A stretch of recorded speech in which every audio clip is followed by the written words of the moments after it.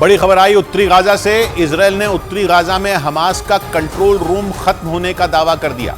मतलब यह कि उत्तरी गाजा पर इजराइल की फौज का कंट्रोल होने वाला है, यानी उत्तरी गाजा इजराइल के हाथों में आने वाला है। और अगर ऐसा हो गया तो यह जंग इजराइल का नक्शा बदल सकती है, क्योंकि उत्तरी गाजा को हमास का गढ़ माना जाता है और जंग के शुरुआती दिनों से ही इजराइल की सेना वहां हमास के ठिकानों को चुन चुन कर तबाह कर रही है। ऐसे में उत्तरी गाजा से हमास के नियंत्रण होने का सीधा मतलब है कि अब उसके अंत के दिन करीब आ गए और कयास लगाए जा रहे हैं कि हमास के खात्मे के बाद उत्तरी गाजा पर इजराइल का कंट्रोल हो सकता है, क्योंकि गाजा पर जोरदार हमले कर रही इजराइल की सेना ने दावा किया कि उत्तरी गाजा हमास के हाथों से निकल चुका है। हवाई हमलों के साथ ही इजराइल के सैनिक टैंकों और बख्तरबंद गाड़ियों के साथ भी उत्तरी गाजा में घुसकर हमास के ठिकानों को तबाह करने में जुटे हैं, ताकि गाजा से हमास का नामो निशान मिटाया जा सके। इसी बीच इजराइल की सेना के प्रवक्ता ने दावा किया कि हमास ने उत्तरी गाजा से अपना नियंत्रण खो दिया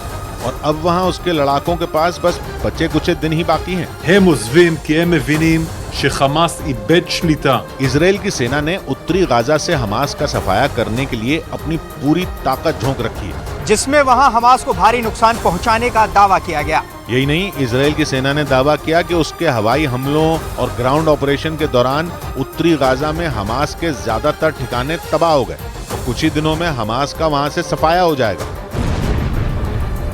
कयास लगाए गए कि हमास के खात्मे के बाद उत्तरी गाजा पर इजराइल का कंट्रोल हो सकता है।